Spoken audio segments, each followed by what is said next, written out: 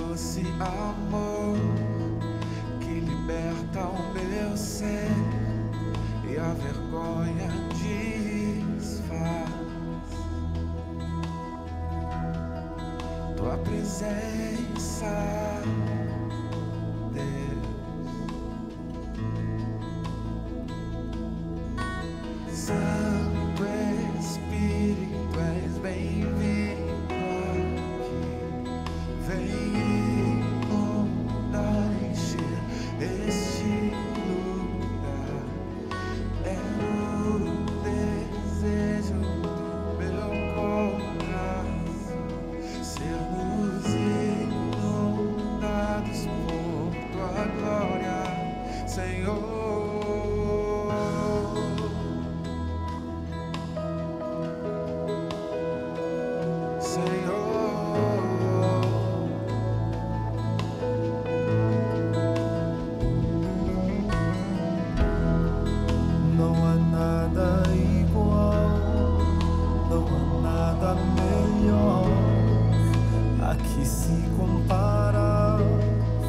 A esperança viva, tua presença,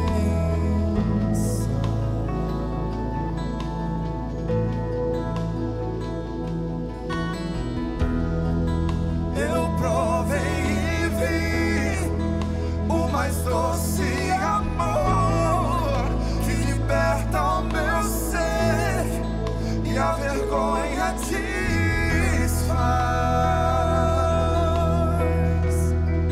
Tua presença, Senhor.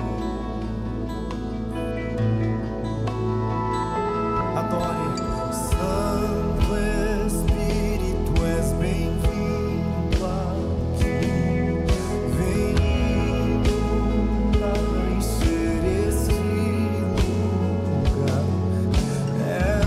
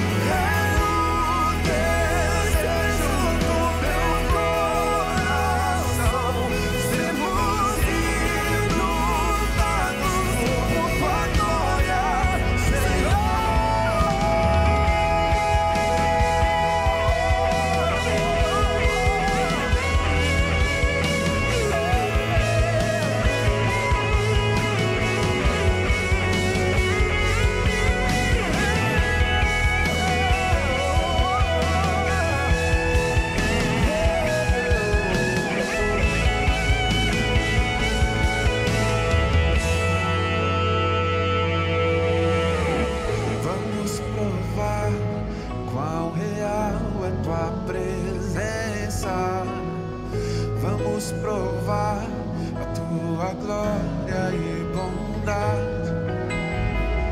Vamos provar quão real é tua presença. Vamos provar tua glória e bondade. Vamos provar quão real é tua presença. Vamos provar tua glória e bondade. Vamos provar quão real é tua presença. Vamos provar tua glória e bondade.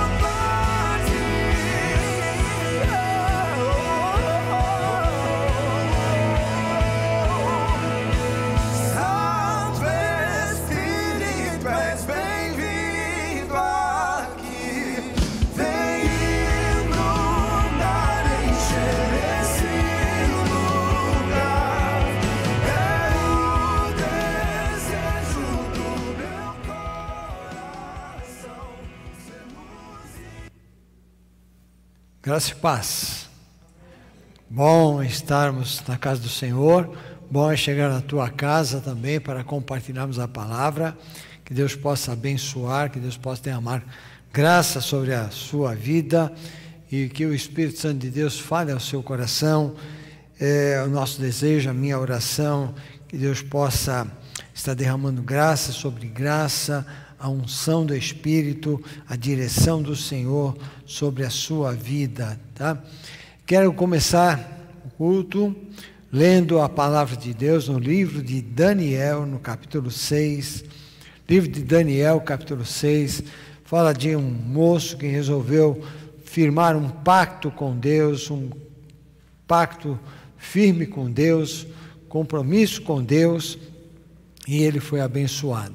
Passou dificuldades, e aí o texto diz assim, que ora, a partir do verso 3, ora Daniel se destacou tanto entre os supervisores e os sátrapas, por sua grande qualidade, que o rei planejava tê-lo à frente do seu governo de todo o império. Diante disso, os supervisores e os sátrapas procuraram motivos para acusar Daniel em sua administração governamental. Mas nada conseguiram, não puderam achar nele falta alguma, pois ele era fiel, não era desonesto nem negligente. Finalmente esses homens disseram, jamais encontraremos algum motivo para acusar esse Daniel, a menos que seja relacionado à lei do Deus dele, a lei que ele tinha firmado com o seu Deus, um pacto com Deus. E assim os supervisores e os sátrapas de comum acordo foram falar ao rei, ó rei Dario, vive para sempre. Todos os supervisores reais, os prefeitos, os sátrapas, os conselheiros e os governadores concordaram em que o rei deve emitir um decreto ordenando que todo aquele que orar a qualquer Deus ou a qualquer homem nos próximos 30 dias, exceto a ti, ó rei, seja atirado na cova dos leões. Agora, ó rei, emite o decreto e assina-o para que não seja alterado conforme a lei dos medos e dos persas, e que não pode ser revogada. E o rei Dario assinou o decreto. Quando Daniel soube que o decreto tinha sido publicado, foi para casa, para o seu quarto, no andar de cima, cujas janelas davam para Jerusalém. E ali fez o que costumava fazer 3 vezes por dia. Ele se ajoelhava e orava, agradecendo ao seu Deus. Então aqueles homens foram investigar e encontraram Daniel orando, pedindo ajuda a Deus. E foram logo falar com o rei acerca do decreto real. Tu não publicaste um decreto ordenando que nesses 30 dias todo aquele que fizeram algum pedido a qualquer Deus ou a qualquer homem, exceto a ti, ó rei, será lançado na cova dos leões? O rei respondeu, o decreto está em vigor, conforme a lei dos medos e dos persas, que não pode ser revogada. Então disseram ao rei, Daniel, um dos exilados de Judá, não te dá ouvidos, ó rei, nem ao decreto que assinaste. Ele continua orando 3 vezes por dia. E aí nós continuamos a história sabendo o que aconteceu. Ele foi jogado lá na cova dos leões. Taparam a cova, verso 17, taparam a cova com uma pedra e o rei a selou com o seu anel selo e com os anéis dos seus nobres, para que a decisão sobre Daniel não se modificasse. Tendo voltado ao palácio, o rei passou a noite sem comer e não aceitou nenhum divertimento em sua presença. Além disso, não conseguiu dormir. Logo ao alvorecer, o rei se levantou e correu para a cova dos leões. Quando ia se aproximando da cova, chamou Daniel com voz que revelava a aflição. Daniel, servo do Deus vivo, será que o seu Deus, a quem você serve continuamente, pode livrá-lo dos leões? Daniel respondeu, ó rei, vive para sempre. O meu Deus enviou seu anjo, que fechou a boca dos leões. Eles não fizeram mal algum, pois fui considerado inocente à vista de Deus. Também contra ti não cometi mal algum, ó rei. O pacto de fidelidade, pacto com Deus. E Deus é fiel com aquele que faz um pacto. Que Deus abençoe. Vamos cantar? Vamos lá, digamos.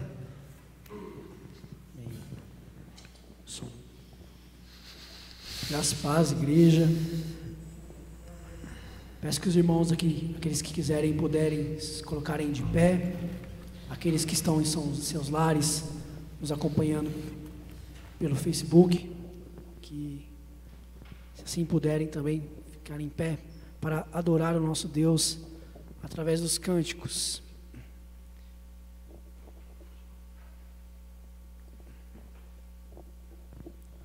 Senhor meu Deus, ministra a tua igreja, ministra teu povo, Pai, através deste cântico, que cada palavra entoada nele, Pai, possa edificar os corações, Pai, que possa exaltar o teu nome, Pai. Esse é o nosso desejo, isso que nós pedimos neste momento, em teu nome. Amém. Vamos louvar ao nosso Deus, que é o leão e o cordeiro.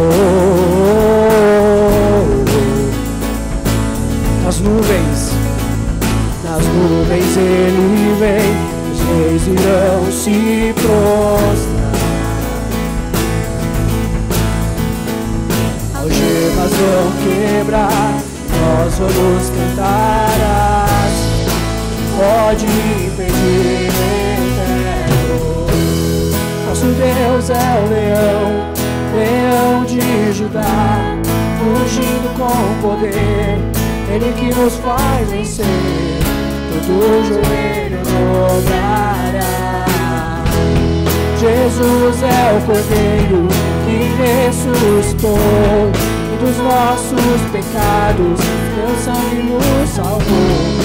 Joelhos dobrarão ao Cordeiro e o leão, todo joelho dobrará.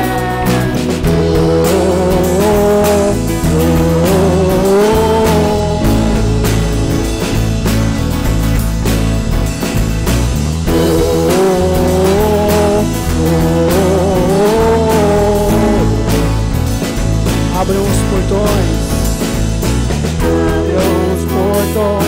parem no caminho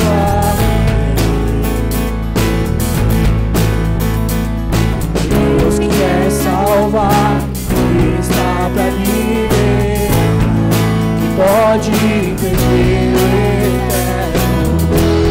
Nosso Deus é o leão, leão de Judá, ungido com poder, Ele que nos faz vencer, todo joelho dobrará. Jesus é o Cordeiro que ressuscitou, dos nossos pecados teu sangue nos salvou. Joelhos dobrarão ao Cordeiro e o leão, todo joelho dobrará.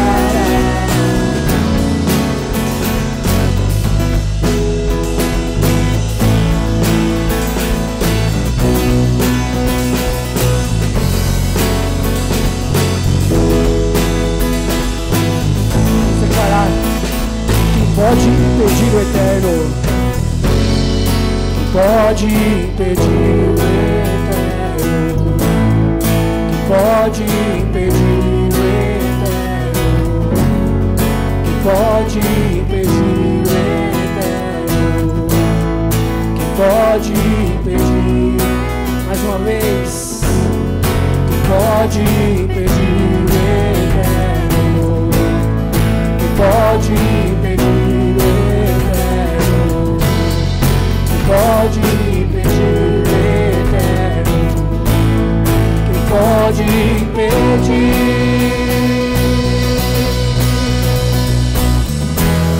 Nosso Deus é o leão, leão de Judá, rugindo com poder, Ele que nos faz vencer, todo joelho dobrará.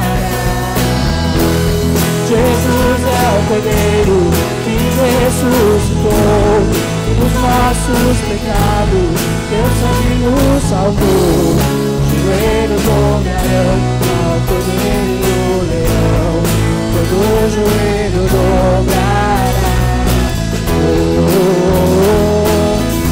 oh,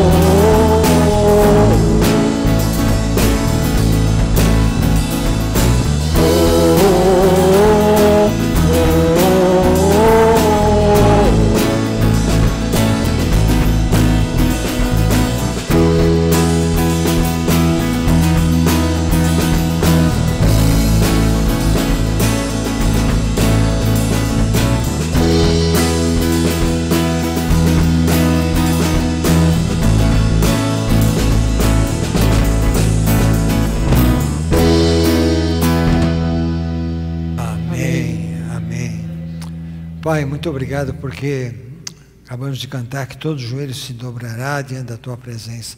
E nós estamos aqui, ó Deus, na Tua casa, para celebrarmos como corpo de Cristo, como igreja reunida, celebrarmos as vitórias no Senhor Jesus.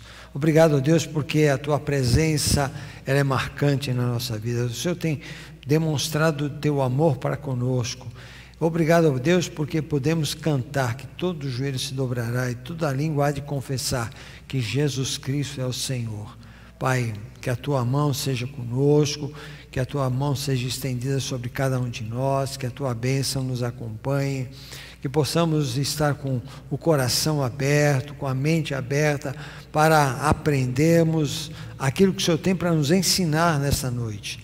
Fala conosco, Pai, declara para o nosso coração a Tua palavra, que essa palavra seja poderosa, viva, eficaz, que a Tua palavra germine em nós de forma abundante, crescente, e que nós possamos estar sempre firmados nessa palavra e não esmorecer, porque um dia Tu fizeste uma aliança conosco, através da pessoa bendita de Jesus Cristo, Senhor, e é em nome dEle que nós oramos, suplicando a Deus a direção do Senhor para esse momento de celebração, que o nome de Jesus seja honrado, que o Teu nome seja glorificado, Pai, em nome de Jesus, amém, amém, pode sentar, queridos, que bom que vocês estão aqui, tá, que bom, né? Ainda tem alguns lugares ainda que dá para preencher. Bom, lembrando que domingo que vem, o primeiro domingo do mês, nós teremos a celebração da ceia, quem estará aqui celebrará a ceia com a gente. Em casa você vai preparar os elementos, o cálice, o pão, tá? E vão celebrar em casa, né? Aqueles que não podem. Então vamos ser uma grande festa domingo que vem, tá?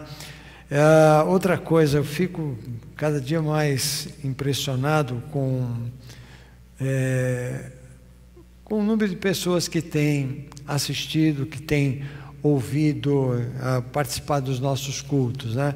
Conversando com o Fernando semana passada, o Fernando estava relatando algumas coisas extraordinárias, e todos vocês que ouvem, da onde vocês estiverem ouvindo, que Deus possa abençoá-los. Eu sei que são de outros estados, tem de gente de outro país, que Deus possa estar abençoando e muito, tá? E que a graça de Jesus seja sobre a tua vida.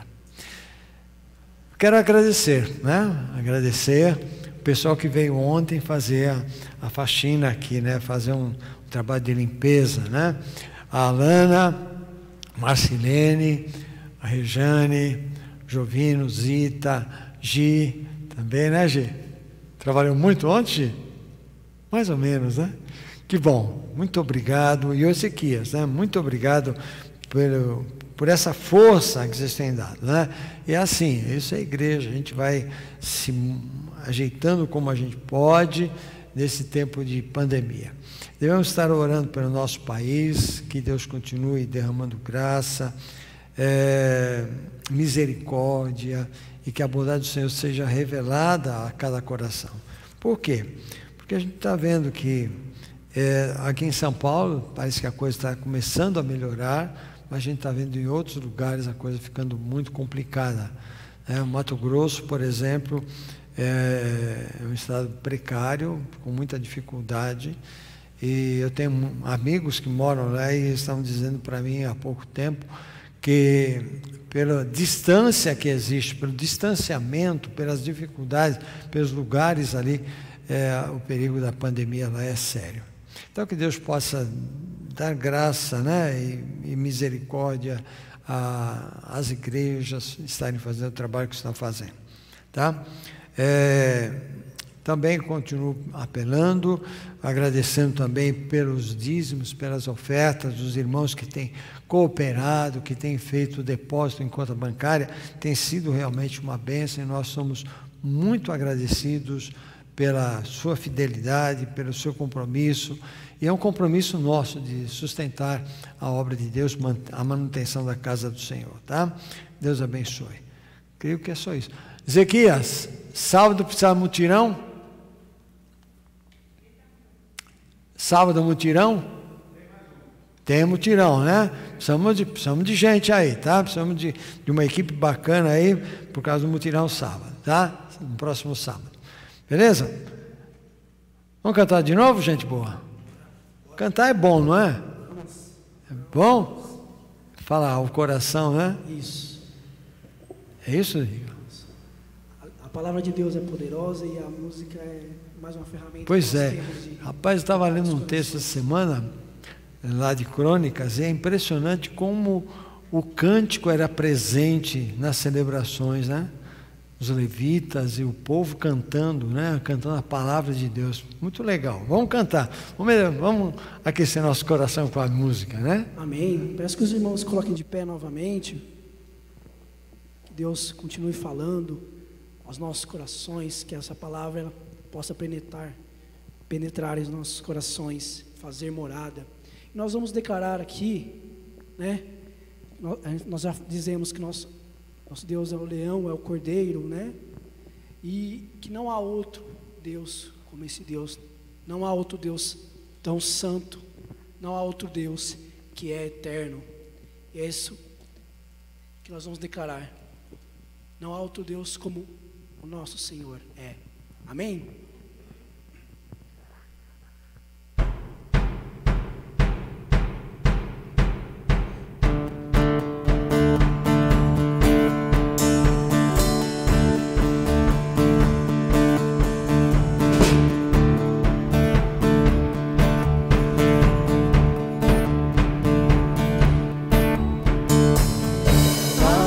Deus, como o Senhor é.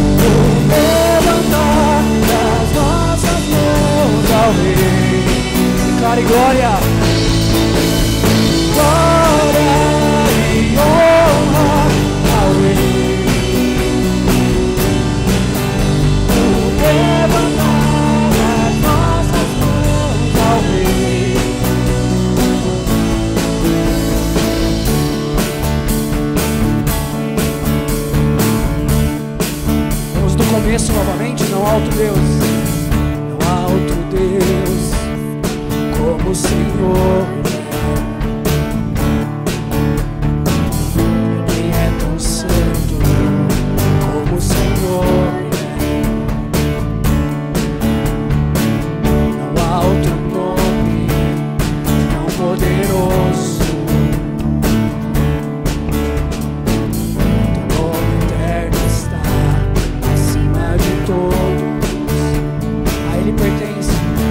Pertence a majestade, poder, glória e honra, o Senhor merece receber. Pois todo ventre está em tuas mãos.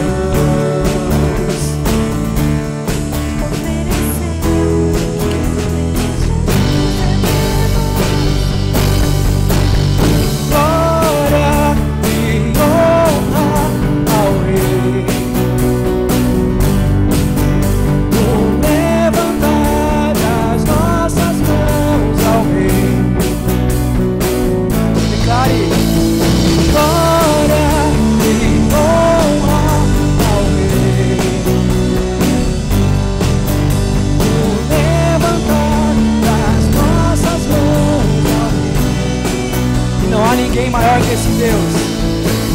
Não há ninguém maior, nem mesmo o igual. Tua beleza incomparável é, jamais existirá um Deus além de ti. Tua beleza, não há ninguém, não há ninguém maior, nem mesmo o igual. Tua beleza incomparável é, jamais existirá um Deus além de ti. Tua beleza inigualável. Glória e honra ao Rei. O levantar das nossas mãos ao Rei. Glória e honra ao Rei. O levantar das nossas mãos ao Rei. Declare: não há ninguém maior, nem mesmo igual. Tua beleza incomparável é, jamais existirá um Deus além de ti. Tua beleza inigualável é, não há ninguém maior, nem mesmo igual. Tua beleza incomparável é, jamais existirá um Deus além de ti. Tua beleza inigualável. Vamos aplaudir esse Deus, amém?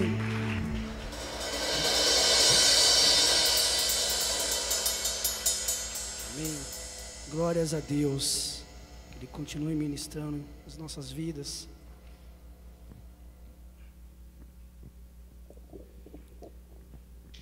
Essa música, eu acho que é bem conhecida dos irmãos, porque para mim ela é a música tema dos devocionais. O pessoal usa muito essa música aí de plano de fundo. Os irmãos vão entender o que eu estou falando.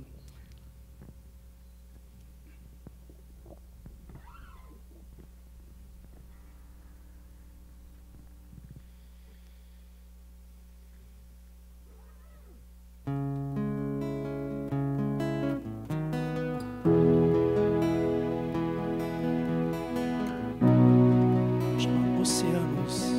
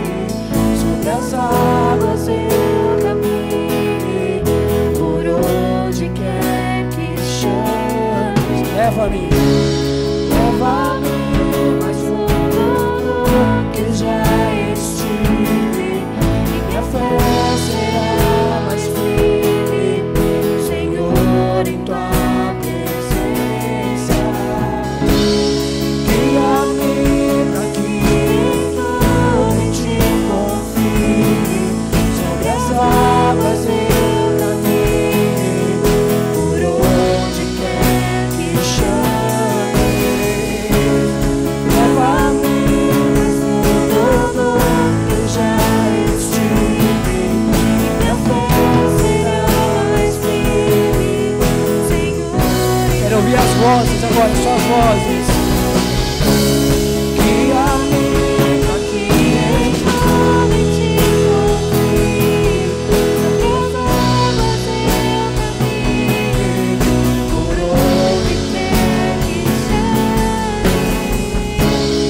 Leva-me onde já estive, minha fé será mais firme, Senhor, em tua presença. Guia-me pra que em tudo em ti confie, sobre as águas eu caminhe, por onde quer que chames. Leva-me no fundo do que já estive, minha fé será mais firme, Senhor, em tua presença.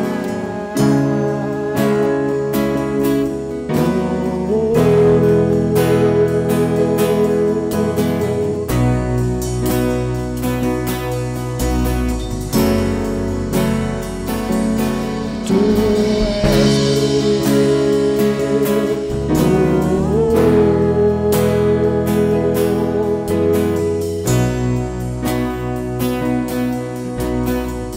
Para terminar, declare: ao teu nome eu clamarei. e ao teu nome clamarei, além das ondas olharei,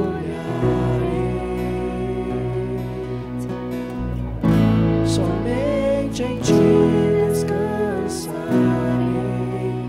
pois eu sou teu e tu és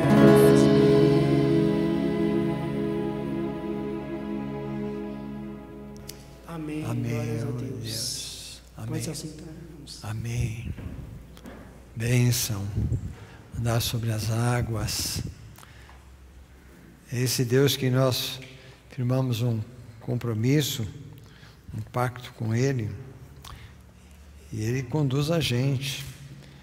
E tem sido bênção a gente poder caminhar com esse Deus que fala tão de perto com a gente, né?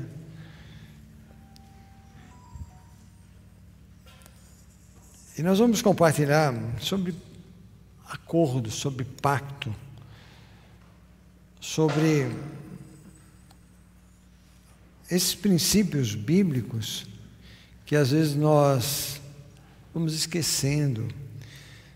A necessidade de firmarmos um compromisso com Deus, um pacto com Deus, a importância. Vamos rapidinho agora, né, cara? Isso, bacana. Você já fez uma aliança com Deus? Como é que está essa aliança que você fez com Deus? Ela está frutificando? Ela está crescendo? Ela está se desenvolvendo? Essa aliança que você fez com Deus tem sido algo firme na tua vida? O diabo, Hernandes Dias Lopes disse assim: o diabo é mais perigoso em sua astúcia do que em sua fúria. Ele é mais perigoso em suas ciladas do que em sua força. Ele é mais perigoso quando trabalha em surdina do que quando nos enfrenta cara a cara. Então, ele é astuto, ele tem uma astúcia, ele arma ciladas, ele trabalha numa surdina e ele vai penetrando e vai fazendo estrago e quebrando uma nossa aliança que nós temos com Deus. Porque a artimanha de Satanás é essa: quebrar o meu pacto, a minha aliança que eu fiz com Deus, que você fez com Deus. E à medida... A Bíblia de Shed diz assim: à medida que as notícias de suas vitórias se espalharam, ele está falando de Josué, capítulo 9, você pode abrir a sua Bíblia, eu não vou ler todo o capítulo, mas vamos trabalhar em cima desse capítulo 9 de Josué, capítulo 9. Abra sua Bíblia e nós vamos trabalhar em cima desse capítulo, algumas coisas interessantes que nós temos aqui, para percebermos as artimanhas, né? O que a gente viu aqui, a astúcia, as ciladas, a surdina, que ele trabalhou com o povo de Israel. E na Bíblia de Shed diz assim: à medida que as notícias de suas vitórias se espalharam, os israelitas experimentaram oposição de dois modos. De forma direta, os reis de sua área começaram a se unir contra eles, e indireta, os gibeonitas recorreram ao engano. Podemos esperar oposição similar ao obedecermos à vontade de Deus. Para se resguardar contra essas pressões, devemos confiar em Deus e nos comunicarmos diariamente com Ele. Ele nos dará força para resistir às pressões diretas e sabedoria para ver através da fraude e astúcia. Então nós precisamos recorrer ao conhecimento, ter comunhão diariamente com Deus, estamos em comunhão constante com Deus, aprendemos e confiamos nele. É o que acabamos de cantar, o andar sobre as águas, e Ele é o meu Deus, Ele vai cuidar da gente, Ele tem interesse de cuidar, para nos resguardar das pressões que a gente vai tendo, e a gente tem pressões o tempo todo. Então, confiar nele e nos comunicarmos diariamente com esse Deus, porque temos força para resistir às coisas diretas e à forma indireta. Quando a Bíblia de Shed fala de maneira direta, os reis da sua área começaram a se unir contra eles, no capítulo 9 de Josué, nós temos também tantas coisas que se envolvem contra a gente, que nos atacam, que vêm de uma forma sorrateira nos atacando, uma forma direta. E uma forma indireta é quando algumas pessoas vêm ardilosamente em nossa vida e fazendo com que a gente se desvie, que a gente vá para um outro caminho. E eu tenho ouvido muito dessas histórias e a gente vai vendo isso aqui. Vamos lá no texto, vamos pensar lá no texto um pouquinho, tá? No primeiro versículo diz assim: e souberam disso todos os reis que viviam a oeste do Jordão, nas montanhas de Cefelá, e em todo o litoral do Mar Grande até o Líbano. Eram os reis dos hititas, dos amorreus, dos cananeus, dos ferezeus, dos heveus, dos jebuseus. Eles se ajuntaram para guerrear contra Josué e contra Israel. E souberam disso, ou na outra versão diz, ouviram isso. Quando eles ouviram o que estava acontecendo, eles ouviram o que foi feito lá com Jericó e a cidade de Ai. E ouviram também que aquele povo tinha estado antes, você voltando um pouquinho antes, você vai ver, eles estiveram lá no Monte Ebal, no Monte Gerezim, ouvindo as bênçãos e a maldição. E ouviram tudo isso, e aquela notícia correu. E eles ouvindo isso, eles se ajuntaram para guerrear contra o povo de Israel. A forma direta, a guerrear. Muito bem, mas aqui aparece no verso 4 e 5, né? Contudo, quando os habitantes, verso 3, contudo, quando os habitantes de Gibeon souberam que Josué tinha feito com Jericó e Ai, recorreram ao ardil, enviaram uma delegação trazendo jumentos carregados e sacos gastos e vasilhas de couro velhas, rachadas e remendadas. Os homens calçavam sandálias gastas e remendadas, vestiam roupas velhas. Todos os pães do sofrimento deles estavam secos e esmigalhados. Usaram de uma política hábil, foram hábeis, foram políticos. Porque eles sabiam que pela força deles, eles não conseguiriam enfrentar o exército de Israel. Eles não conseguiriam enfrentar Josué e o seu exército, porque eles eram fracos. E era hábito, né? Era hábito os mais pobres armazenarem suas necessidades em sacos. E eles montaram um esquema, uma estratagema de dizer assim, tá, vamos montar um esquema aqui. E é interessante porque Gibeon era mais ou menos de 10 a 12 quilômetros da onde eles estavam. E eles montam aquele esquema, né? Pegam um pão velho, aquela situação toda lá, e para chegar e vir com um ardil em cima daquela gente. Usaram do fingimento, usaram da mentira, mostraram uma penúria, e eles foram apelar ao coração do povo de Israel para a compaixão. Eles sabiam que não conseguiriam sobreviver, porque há uma ordem, daqui a pouco nós vamos ver essa ordem aí no Velho Testamento, nos textos que eu vou citar, que Deus havia dito que todas essas nações de Canaã, que eles entrassem, que o povo de Israel entrasse, teriam que ser destruídas totalmente. Vocês vão ver daqui um pouquinho. Aí no verso de número 6, verso 6, diz assim: foram a Josué no acampamento de Gilgal e disseram a ele e aos homens de Israel: viemos de uma terra distante, queremos que façam um acordo conosco. Gilgal, o que era Gilgal? Gilgal era o quartel-general dos israelitas. E aí os gibeonitas marcaram uma entrevista. Olha, vamos bater um papo, precisamos ter uma entrevista, sabe? Precisamos conversar com vocês. Nós estamos vindo de uma terra distante, ouvimos tantas coisas a respeito de vocês que nós queremos conversar, nós queremos fazer um acordo. Nós somos de uma terra, olha aqui os nossos suprimentos, olha aqui as coisas que nós trouxemos. O pão que nós trouxemos estava quente quando saímos lá de casa, mas olha, já está embolorado, tão longe que era.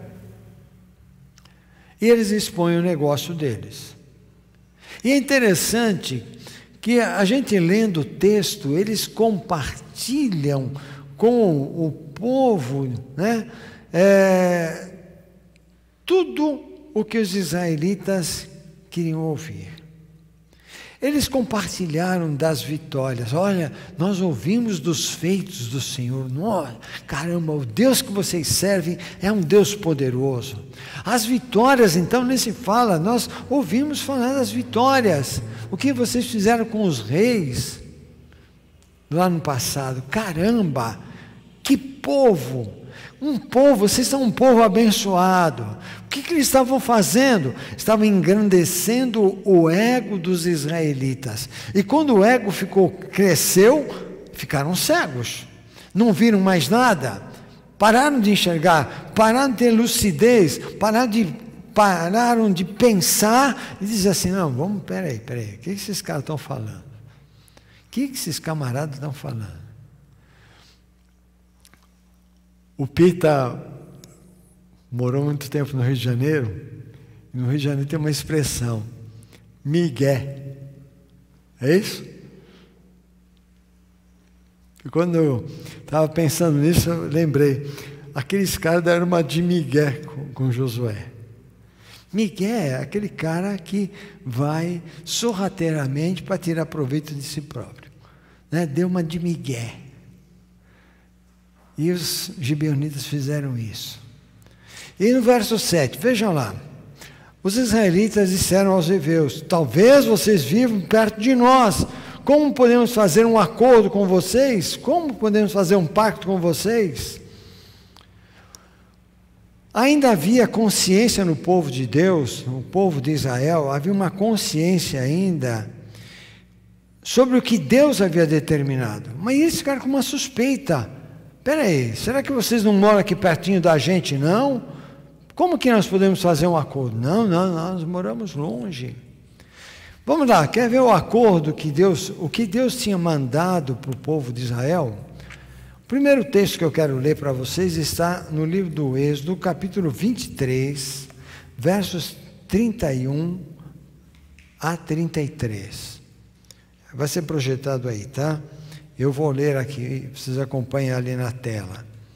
Estabelecerei as suas fronteiras desde o Mar Vermelho. Deus está dizendo a Moisés, dizendo ao povo: estabelecerei as suas fronteiras desde o Mar Vermelho até o Mar dos Filisteus e desde o deserto até o Eufrates. Entregarei em suas mãos os povos que vivem na terra, os quais vocês expulsarão de diante de vocês. Não façam aliança com eles, nem com os seus deuses. Não deixem que esses povos morem na terra de vocês, senão eles os levarão a pecar contra mim. Porque prestar culto aos deuses deles será uma armadilha para vocês. Isso estava na cabeça do povo de Israel. Eles lembraram disso. Em Êxodo 34:12,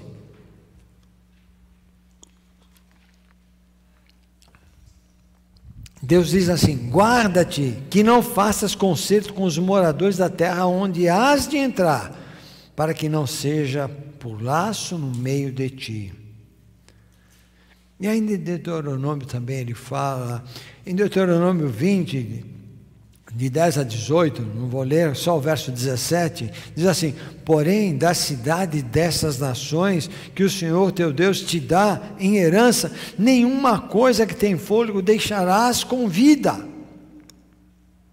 E é interessante que esse povo, os gibeonitas, parece que eles sabiam dessas ordens, parece que eles sabiam o que havia, porque Deus também havia dito que as nações distantes, nesse mesmo texto de Deuteronômio, as nações distantes, se elas quiserem fazer paz com vocês, tudo bem, mas aquelas nações, na terra que eu estou dando para vocês, não façam pacto com elas. O meu pacto é com vocês, eu tenho um pacto com vocês. A ordem era que não houvesse aliança entre eles. Deus estava alertando dos perigos que poderiam vir. Voltando ao texto, nós encontramos o verso 8.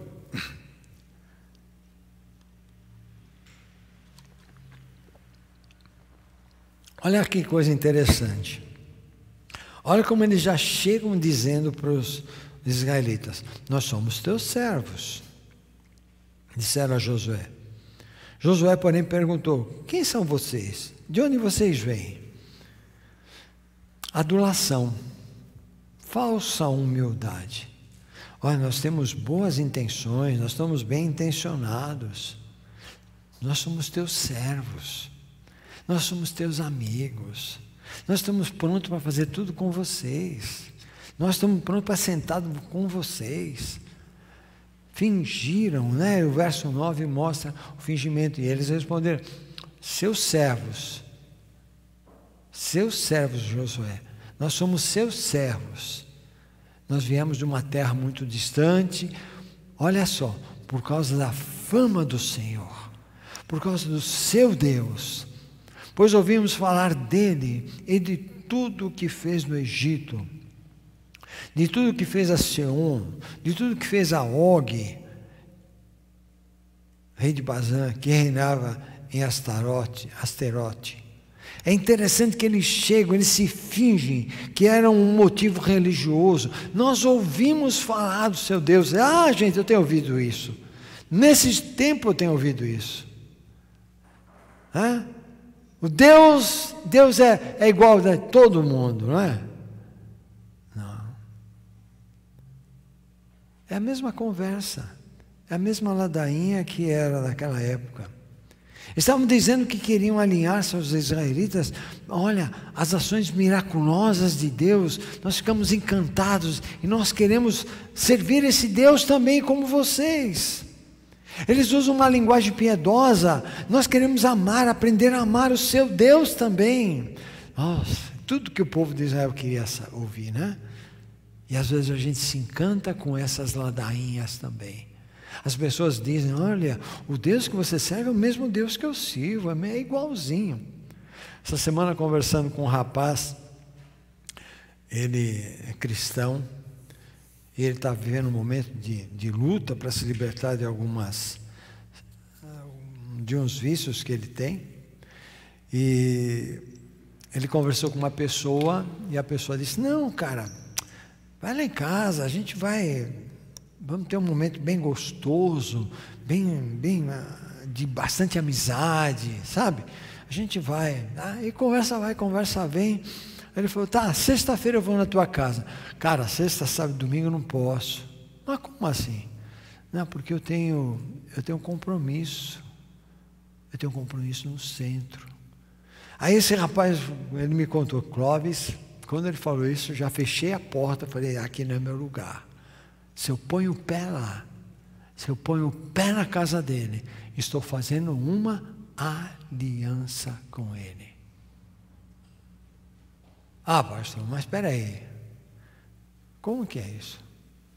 Eu pôr o pé na casa de um cara desse que oferece culto aos demônios. Eu faço uma aliança.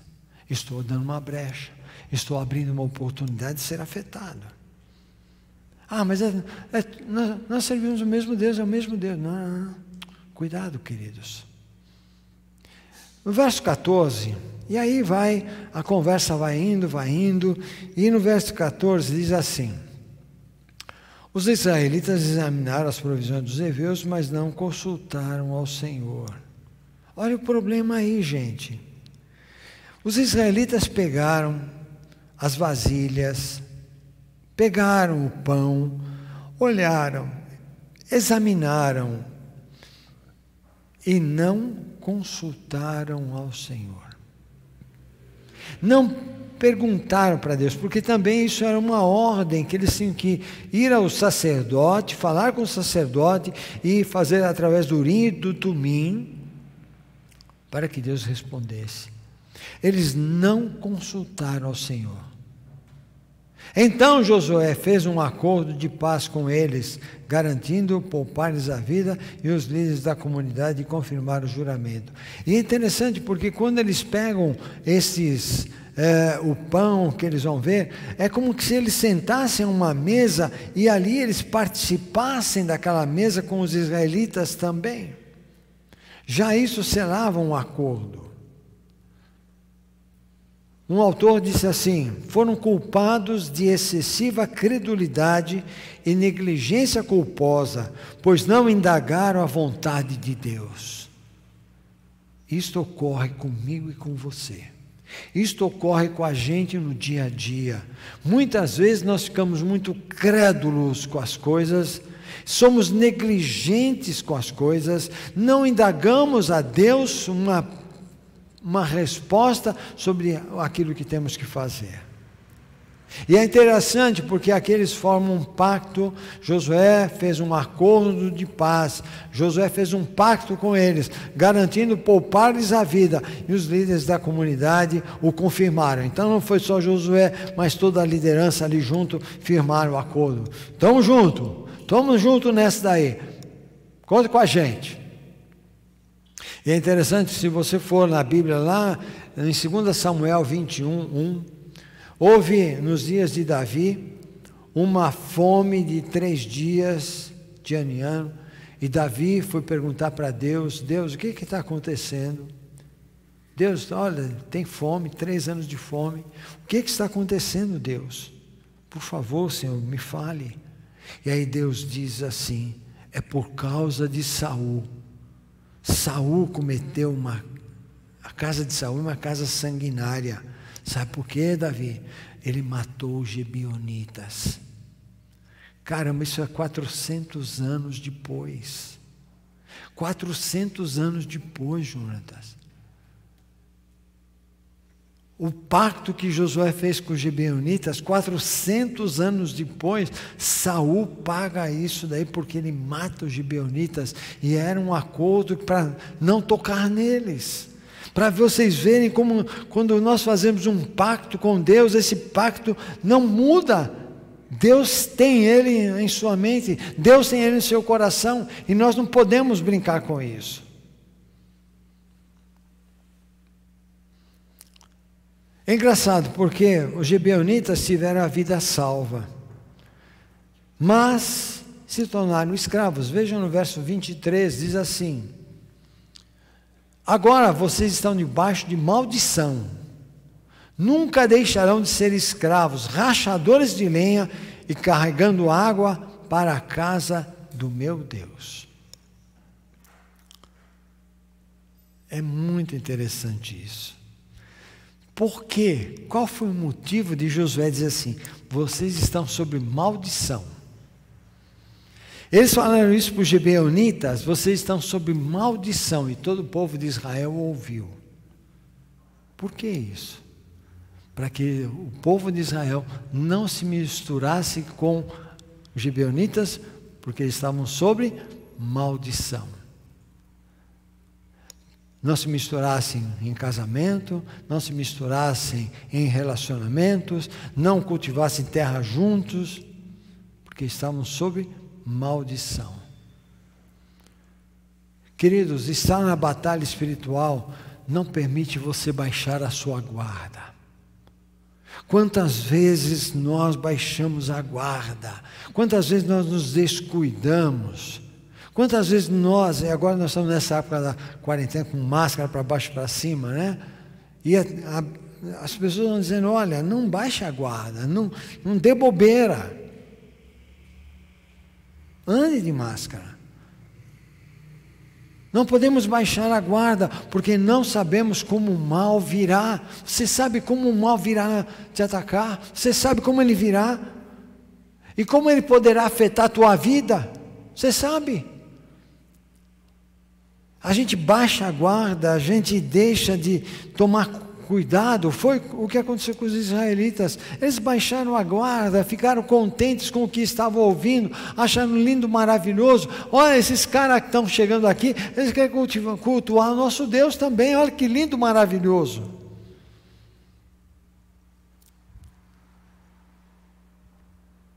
Precisamos trabalhar a vida cristã em duas dimensões: ser crentes maduros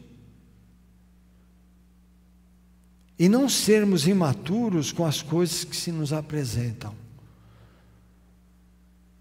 O que eu tenho visto nos tempos que estamos vivendo é uma imaturidade cristã a toda a prova. Por quê? Porque descuidamos de conhecer a palavra de Deus, descuidamos de conhecer a vontade de Deus para a nossa vida e nos tornamos imaturos, continuamos tomando leitinho em vez de comer uma comida sólida, forte. Conhecermos mais de Deus, conhecermos mais a palavra de Deus, orarmos mais para sermos mais maduros, mais fortalecidos. Crente imaturo é levado por qualquer coisinha que vai sendo falada e vai para cá e vai para lá. Outro dia, ouvindo um pastor que estava contando uma história interessante, disse que uma senhora chegou para a igreja, né? Disse, pastor, eu vim aqui, quero congregar aqui com o senhor, com a sua igreja, porque lá na outra igreja eu tive um problema com o pastor, e eu espero que o senhor não tenha problema comigo. Ele disse, minha filha, está lascada, que eu sou homem, sou ser humano, eu erro, eu falho, eu tenho deficiências, e nós temos. Quanto mais eu reconheço diante de Deus os meus erros, as minhas deficiências, as minhas limitações, mas o Espírito Santo vem e vai me capacitando para vencer essa batalha. Crente maduro é aquele que se debruça diante do Senhor e não tem medo que o Senhor examine internamente a sua vida e mostre aquilo que precisa ser trabalhado dentro de si. Muitos encontram dificuldades em se olharem e permitirem o trabalhar de Deus. Sabe por que é difícil? Sabe por que é difícil? Porque Deus quer trabalhar no nosso caráter. Deus quer modificar o meu caráter, o seu caráter. Tem hora que Deus começa a mostrar algumas coisas na minha vida, eu falo, Deus, mas que é isso? Ele disse, eu preciso trabalhar essa área da tua vida, Clóvis.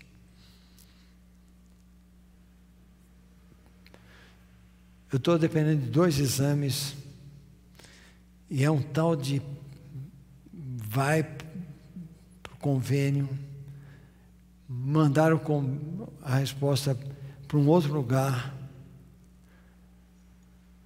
que não faz o exame, aliás, a máquina está quebrada. Aí eu devolvo lá pedindo, olha, o lugar que vocês me mandaram fazer o exame, a máquina está quebrada.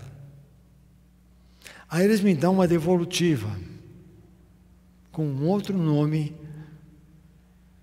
e com outro tipo de exame. Eu devolvo para lá. Aí eles mandam para mim, tá, legal. Aí fui fazer um outro exame, a moça chega, ó, precisa da autorização do convênio, e manda lá para o convênio, e espera isso.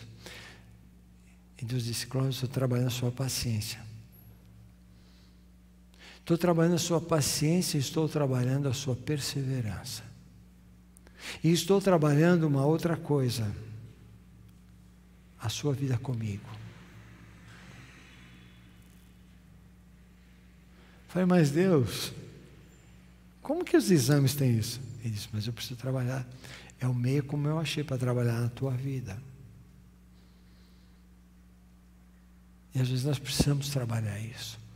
Às vezes nós não percebemos isso que Deus está querendo trabalhar no nosso caráter, amoldar o nosso caráter, aperfeiçoar o nosso caráter. Quando eu leio a história de Josué, eu vejo que ele cometeu 2 erros. O primeiro erro foi quando eles venceram Jericó, e depois eles foram lá na cidade de Ai e disseram, não, aquilo ali é um pouquinho. Eles não perguntaram para Deus, Deus, o que nós temos que fazer? E foram lá na cara limpa e deram com os burros na água. Não perguntou para Deus. E o segundo erro está aqui com os gibeonitas. 2 erros. Mas esse homem, ele vem e se reorganiza com Deus, ele se revê os seus conceitos, e aí ele começa a agir de forma diferente daí para frente. E é legal quando você lê o livro de Josué. O perigo é o de nos fiarmos na graça de Deus e lançarmos-nos a nossa própria sabedoria. Aí eu confio na graça de Deus, mas eu vou fazer da minha maneira. Sem realmente procurarmos inquirir o coração, inquirirmos nosso coração, inquirirmos a bênção, sem nunca compreendermos a nossa total insuficiência e a necessidade da graça de Deus.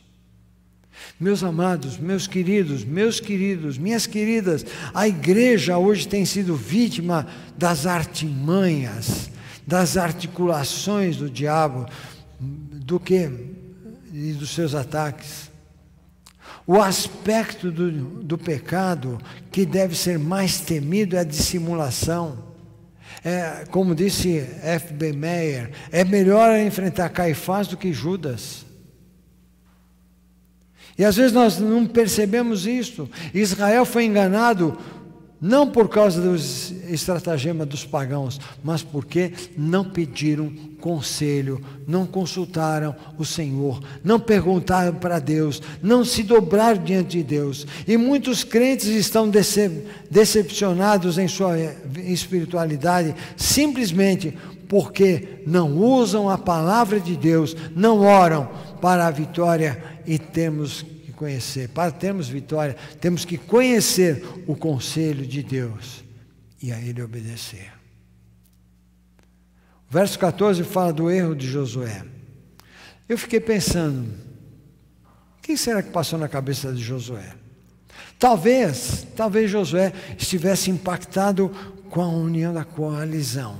Tá, verso 1 e 2, lembra? Os reis se ajuntaram e ele ficou impactado. E agora, cara? São 5 reis, como é que vai ser? Talvez ele tivesse em mente qualquer ajuda seria algo oportuno na vida deles. Outras ajudas, outros que se agregam com a gente seria maravilhosa. E não consulta a Deus. Ele esqueceu de Êxodo 23, 32. Não façam aliança com eles nem com seus deuses. Ele esqueceu. É uma ordem expressa de nem fazer amizade, nem criar familiaridade. E aí nós encontramos muita coisa interessante. Vejam lá, primeira coisa nós vemos no verso 18 desse capítulo 9. Diz assim, verso 18. Mas não os atacaram, porque os líderes da comunidade lhes haviam feito um juramento em nome do Senhor, Deus de Israel. Toda a comunidade, porém, queixou-se contra os líderes que lhes responderam. O que aconteceu? Descontentamento, murmuração. O povo se rebelou, o povo se revoltou quando soube do problema. Houve um motim dentro da comunidade de Israel.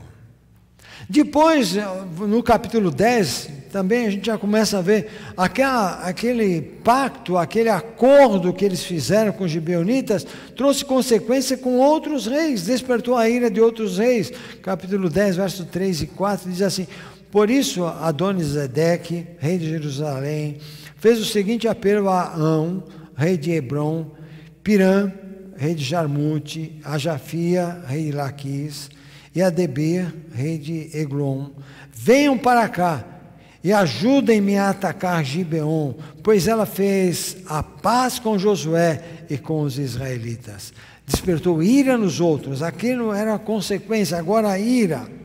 E depois você vê, agora vem uma guerra, venham para cá e ajudem a atacar Gibeon, porque ela fez paz com Josué israelita. Verso 5, então os 5 reis dos amorreus, e o rei de Jerusalém, de Hebron, de Jarmute, de Laquis e de Eglon, reuniram-se e vieram com todos os seus exércitos, cercaram Gibeon e atacaram. Guerra. Um pacto começou a ter consequências. E nós vemos que lá na frente Saul também viola e tem consequência na vida. Josué sabia da importância da aliança e que violá-la seria a falta mais grave. Estão atacando o Gibeão? Legal, deixa eles. O problema é deles. Podia dizer isso? Podia, Rodrigo? Podia, né? Vou tirar das minhas costas. Mas o que o pacto faz?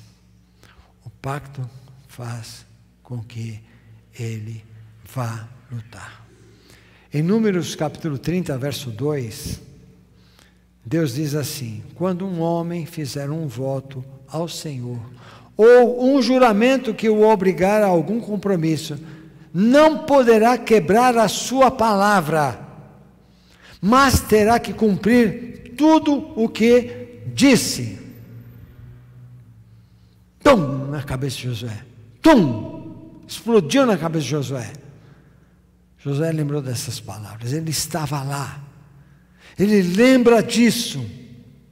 Porque uma aliança naquele tempo era algo sagrado. A aliança com Deus é uma obrigação sobre a alma. Meu irmão, minha irmã, quando você disse sim para Jesus Cristo, você fez uma aliança com Deus. Deus não quebra essa aliança, nós é que quebramos. E a aliança com Deus é algo sagrado. Quando Deus fez uma aliança comigo, quando Deus fez uma aliança com você, Ele fez algo sagrado. É uma obrigação da minha alma ligada com a dele.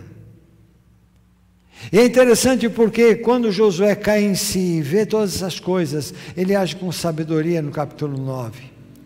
O que eu vou fazer com esse povo? Como é que eu vou tratar esse povo? Como é que eu vou lidar com eles agora?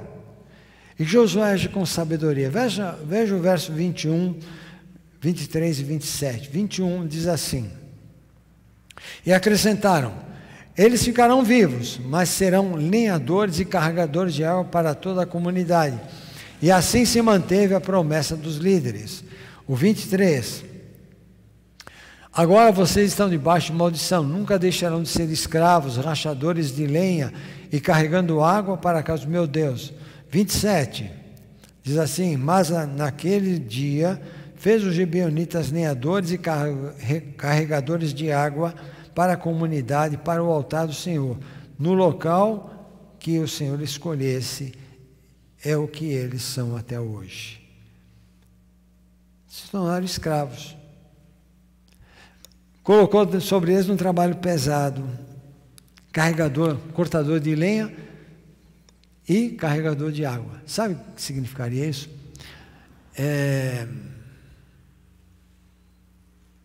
vou usar a expressão, como empregado doméstico. Como empregado doméstico.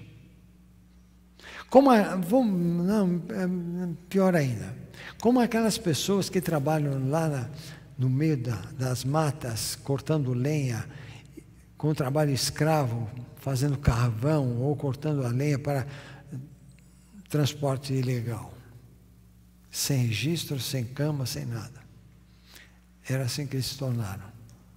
Josué foi inteligente. Vamos trazer eles. O que mais? Se tornaram malditos. Impedir que casasse com as israelitas, ou os israelitas casassem com as mulheres gibeonitas. E nós sabemos que casamento com outras nações foi a derrota dos israelitas. Exemplo é Salomão, primeiro livro dos Reis, capítulo 11, verso de 1 a 6, você vê, Salomão começou a se juntar com mulher de tudo quanto é lado. E qual o fim de Salomão? Desastre. Mas outra coisa que Josué fez, levou aquela gente para trabalhar aonde? No templo. Espera aí, esses caras são pagãos. Esses caras não conhecem a Deus. Então eu preciso levá-los para um lugar que eles vão ficar ouvindo o tempo todo e conhecer esse Deus pessoalmente. Vou afastar esses camaradas do culto, os idólatras, e vou levá-los a conhecer o Deus da verdade. Olha a inteligência, isso foi de Deus na vida dele. Isso foi Deus que colocou na mente de Josué, no coração de Josué, para que mostrasse um outro lado que os gibeonitas passaram a servir. A W. Tozer tem uma frase interessante, diz assim: penso que a minha filosofia é esta: tudo está errado até que Deus endireite as coisas. Tudo está errado até que Deus endireite. Tudo estava errado, tudo estava dando errado, até que Deus entrou no negócio e começou a endireitar as coisas. Dá sabedoria a Josué, dá sabedoria àquela gente para fazer as coisas diferentes. Aliança significa mistura com Deus. Aliança, no sentido de acordo, é um pacto entre duas ou mais partes, objetivando a realização de fins comuns. As partes que se aliaram ou se acordaram têm compromisso de cumprir. Quando você recebe Jesus Cristo como teu Senhor e Salvador, você selou uma aliança com Deus. Deus se alinhou a você e você se alinhou com Ele. Nós precisamos invocar a aliança, o tempo ficar favorável. No capítulo 10, 5 reis decidiram destruir os gibeonitas. E o que acontece no verso 6 do capítulo 10? Olha lá, agora, tempo favorável, aliança é tempo favorável, vejam lá. Ele diz assim no verso 6, os gibeonitas enviaram esta mensagem a Josué no acampamento de Gilgal: não abandone os seus servos. Nós somos seus servos. Venha depressa, salve-nos, ajude-nos. Agora, aquele que exerce a senhoria deveria ajudar. Eles eram escravos, agora Israel era o Senhor, eles tinham que ajudá-los. Eu achei lindo isso daí, a humildade. Nós somos teus servos, nós somos teus escravos, vem nos ajudar. É assim que nós temos que agir com Deus. É desta forma que nós temos que agir. Deus, eu sou teu servo, eu preciso do Senhor. Deus, eu sou teu servo, vem ajudar-me. Josué busca a Deus, no verso 8, e Deus diz: pode ir, Josué, pode ir, é a vitória garantida. E mais, Josué pede a Deus um negócio sensacional, no verso 8 do capítulo 10. Deus, não deixe que a noite chegue, porque se a noite chegar, nós não temos como guerrear. Então Deus, pare o sol, pare a lua, para que a gente possa destruir todo aquele exército. E Deus ouve Josué, Deus ouve Josué, o sol para. E cientificamente comprovado, tá, gente? Cientificamente comprovado. Que o sol parou e a lua também estacionou. E Josué tem a vitória. Coisa extraordinária. É o tempo favorável. E aí, Deus tem uma aliança comigo, com você. Deus tem uma aliança.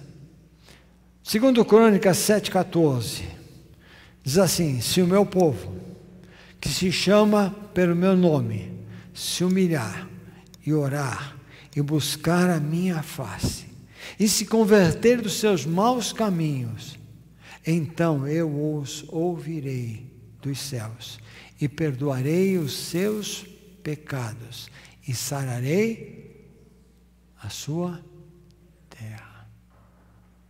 Será que Deus não está pedindo que esse pacto que Ele fez comigo e com você se torne real hoje?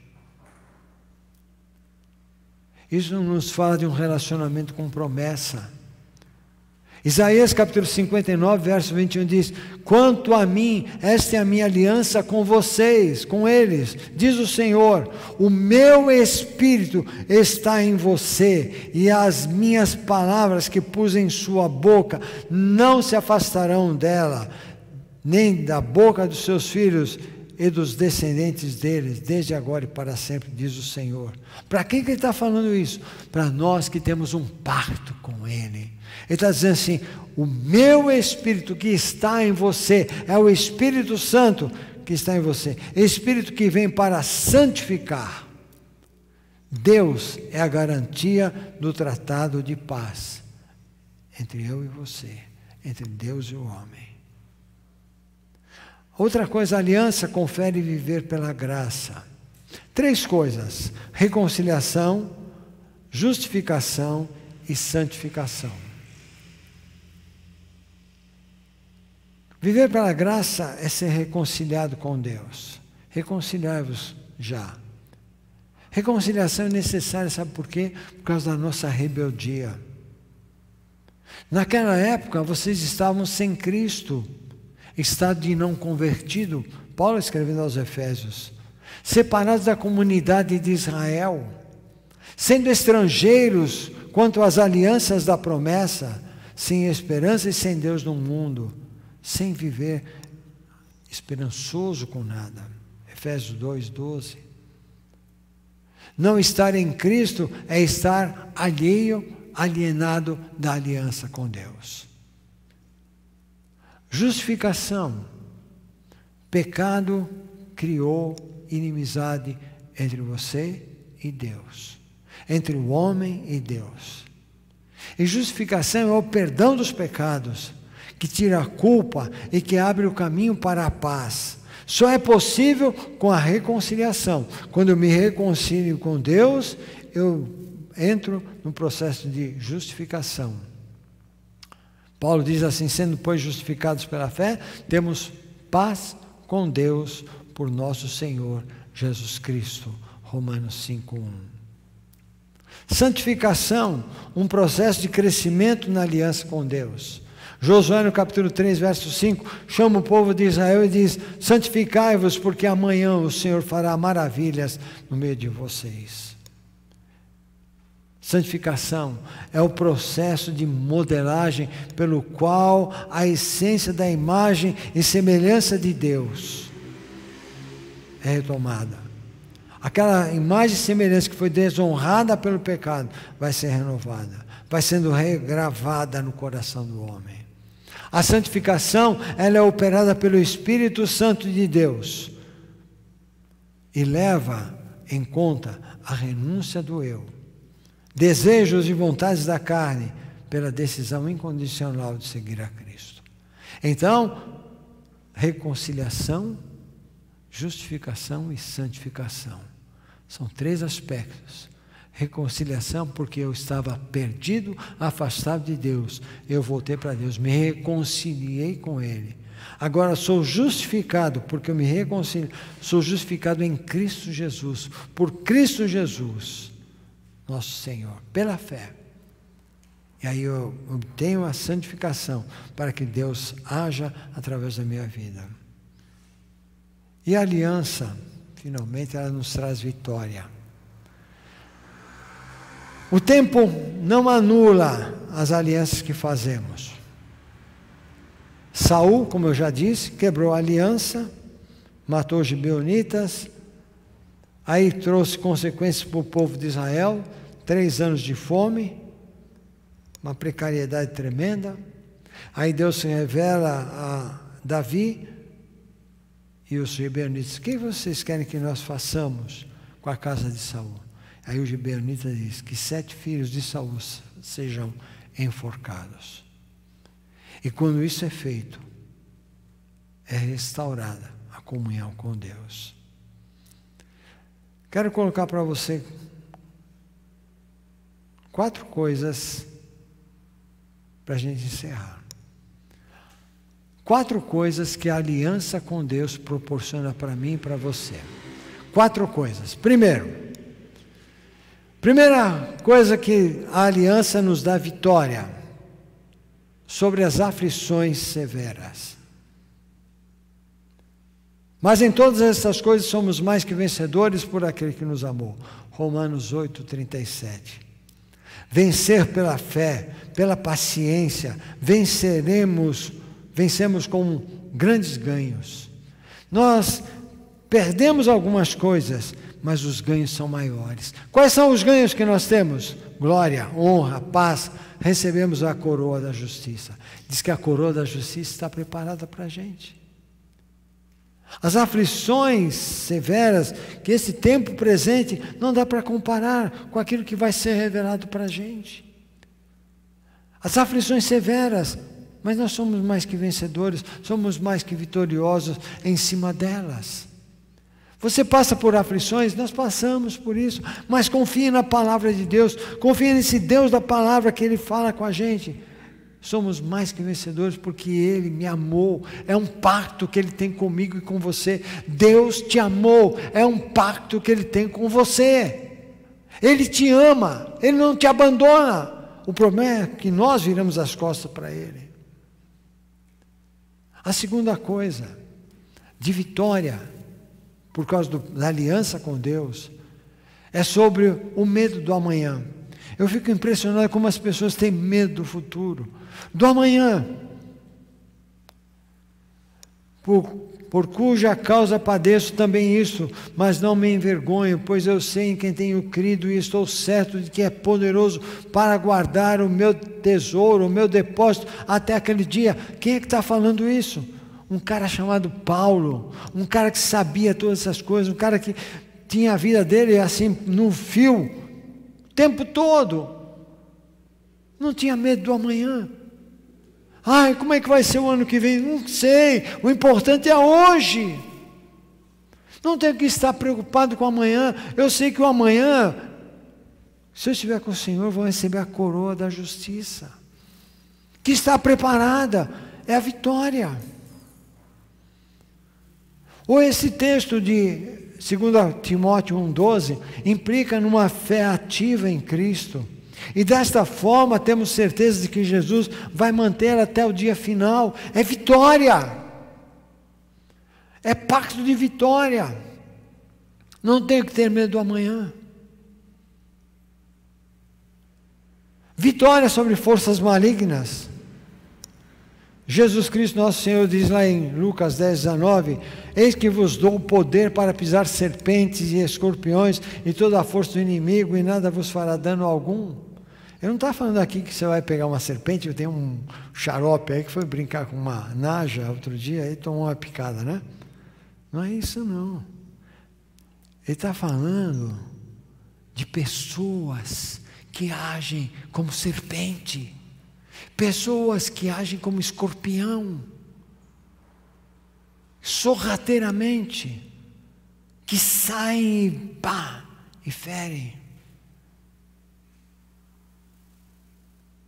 Mas a Bíblia, Jesus está falando assim: olha, eu estou conferindo a você por causa de um pacto, que fizemos de dar a você poder que é conferido cada crente.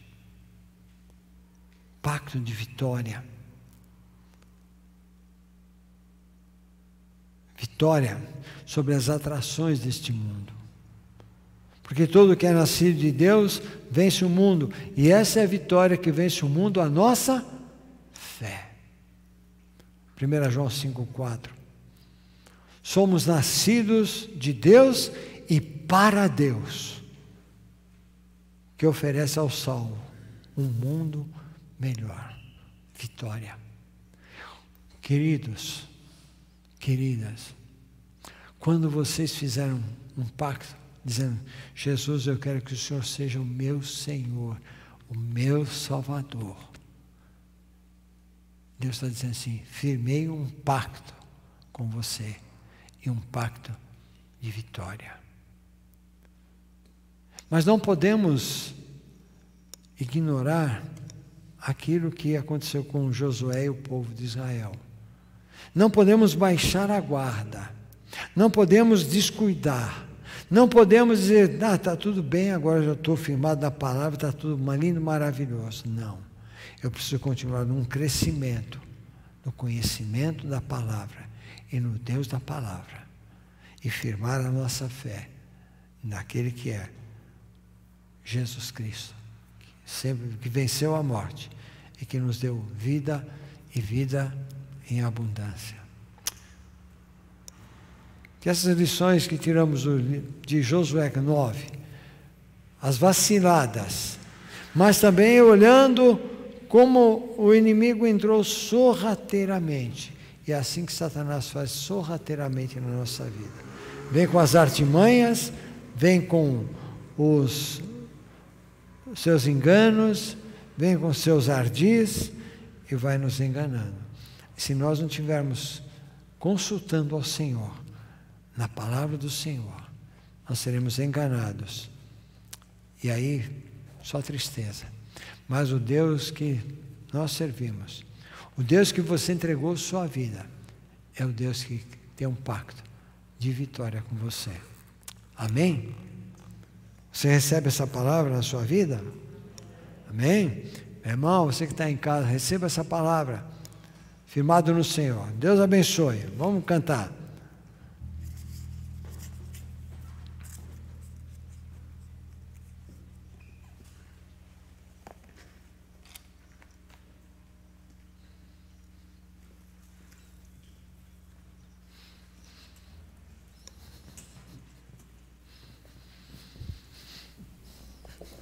Glória a Deus.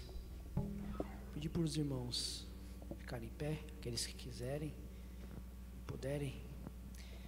E os irmãos também, os que estão aqui, podem aproveitar este louvor, este cântico, para trazerem os dízimos e ofertas aqui à frente. Amém?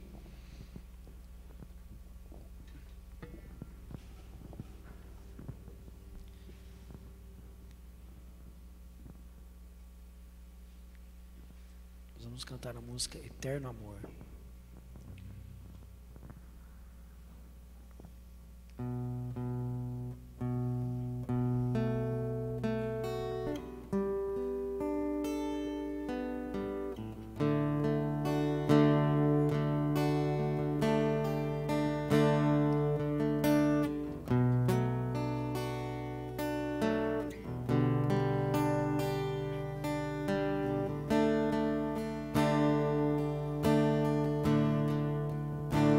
Não há ouro ou bens, nem riquezas também que afastem do teu coração.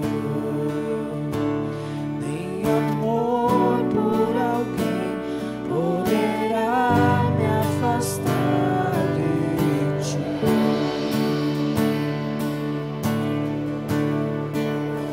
Jesus.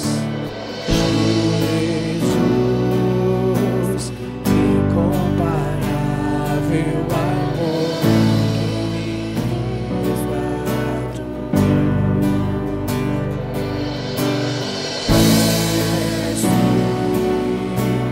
Hoje pra sempre tua face eu buscarei.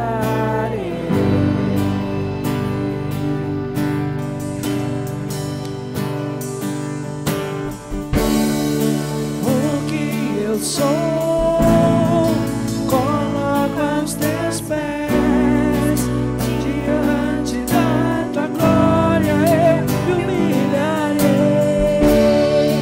Vou encontrar o que precisar em teu eterno amor, em teu eterno amor.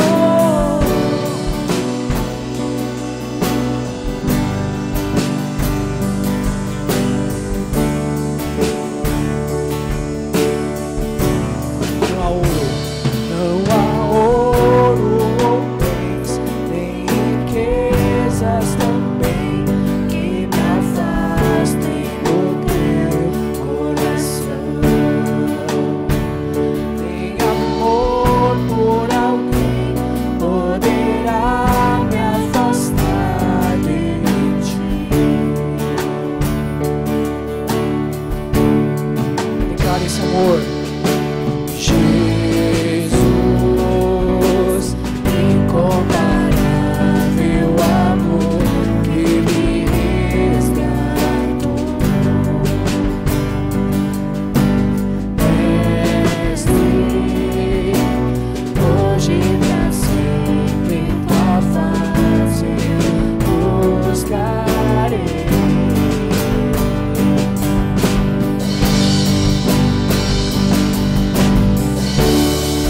O que eu sou, coloco aos teus pés, diante da tua glória eu me humilharei. Vou encontrar o que precisar em teu eterno amor, em teu eterno amor. O que eu sou, coloco aos teus pés, diante da tua glória eu me humilharei. Vou encontrar o que precisar em teu eterno amor, em teu eterno amor.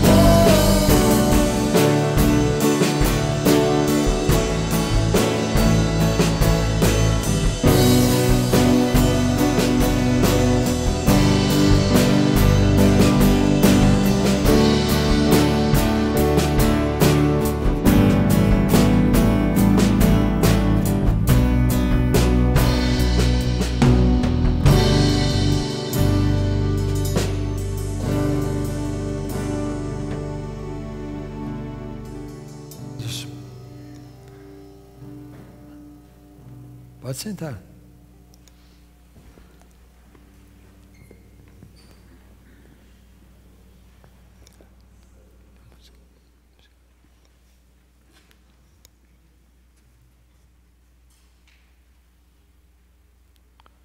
Vai lá no meio.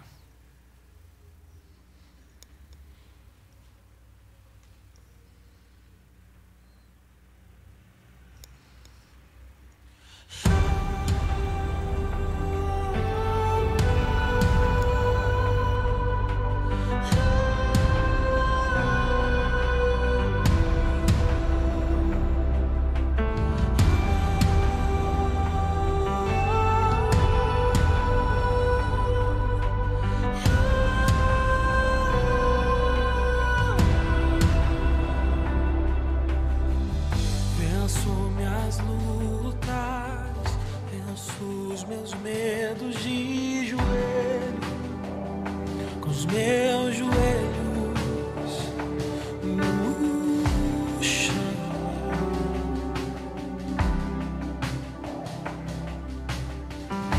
Eu me entrego, me consagro de joelho, com os meus joelhos no chão.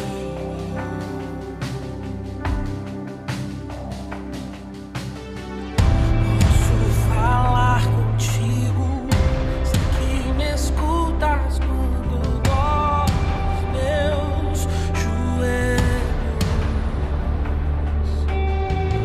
Me aproximo